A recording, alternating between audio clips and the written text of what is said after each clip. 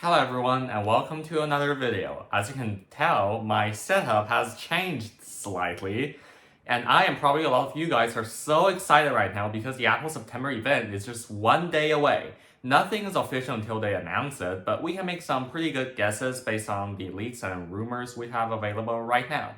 So let's start this video.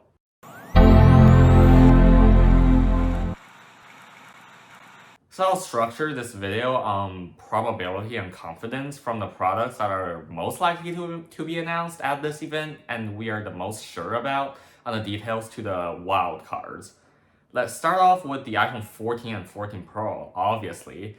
So as beloved as it is to some people, there will be no mini version of the iPhone 14 this year, but they do have a bigger version though. A bigger version that is not Pro.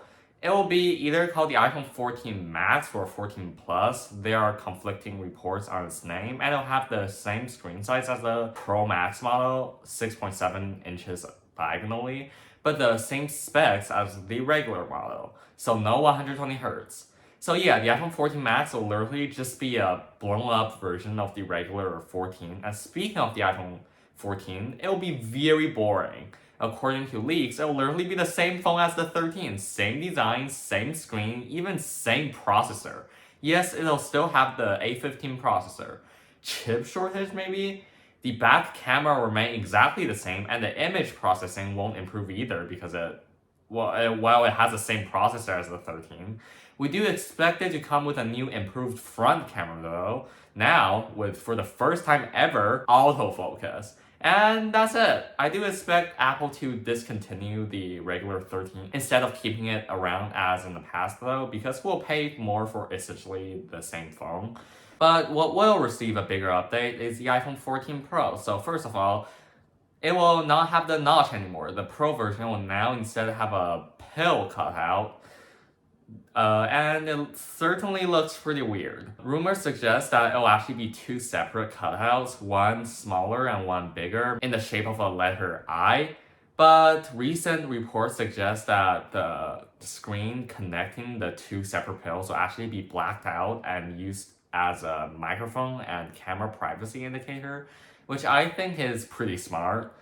But yeah, compared to other flagship phones right now, it still certainly looks really big and outdated. But it will now finally also have always on display, a feature that's been available on Android phones since like forever. So the new iPhone 14 Pro will feature a new LTPO display that can have a refresh rate that's even lower than the iPhone 13 Pro. The iPhone 13 Pro's refresh rate can go down to 24 Hz, I believe, but the iPhone 14 Pro will be even lower, which enables always on display without draining too much battery. So the new always on display interface will be based on the iOS 16 lock screen, and it certainly looks pretty cool. But yeah, iPhones are finally getting a feature that has been available on Androids for years. The iPhone 14 Pro will also get the new A16 processor, which I don't expect to be that much of an upgrade since iPhone chips have matured enough already. Like the A15 isn't like that much faster than A14, and so is the A14 not much faster than the A13.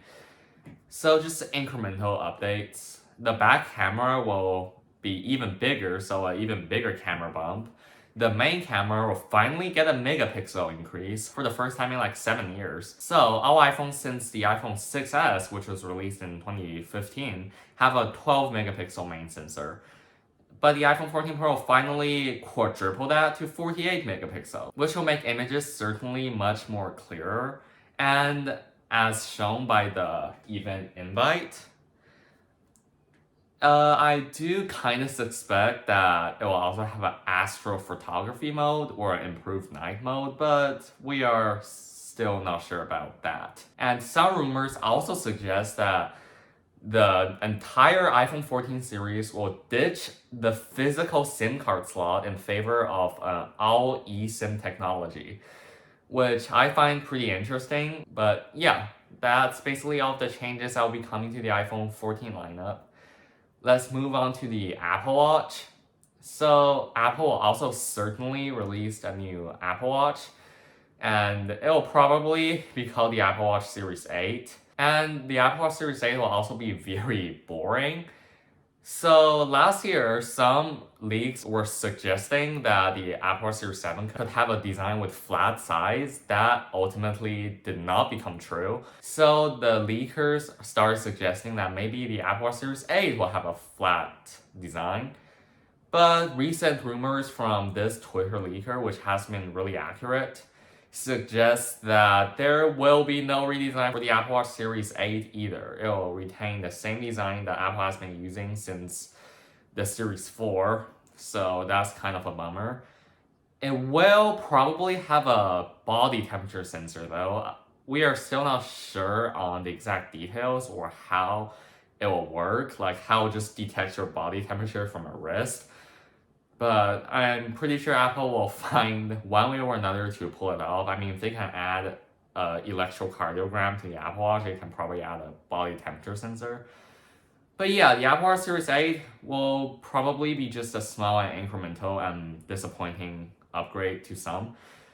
But what people are really expecting the most is the Apple Watch Pro, which probably will happen, but we're not certain on that. It'll probably be priced at around $1,000. It's basically a pro version of the Apple Watch, with the target market being like professional hikers or backpackers or whatever, competing with those really expensive outdoor like Garmin smartwatches. We are still not sure on the exact details. It'll probably have a titanium body, and yeah, it'll probably have some really advanced features that the regular one won't have.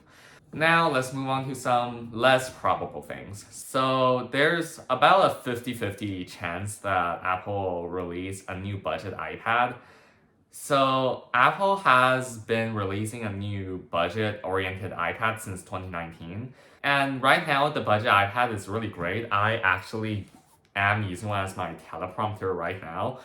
It's great, but it's just looking a bit outdated. I mean, it still looks like an iPad Air 2 from 2014. It has those really thick bezels and those round sides. So Apple this year is expected to announce a new budget iPad with flat size. It will probably have the same huge bezels, but yeah, at least it'll have flat size and its design will be more in line with the rest of the iPad lineup.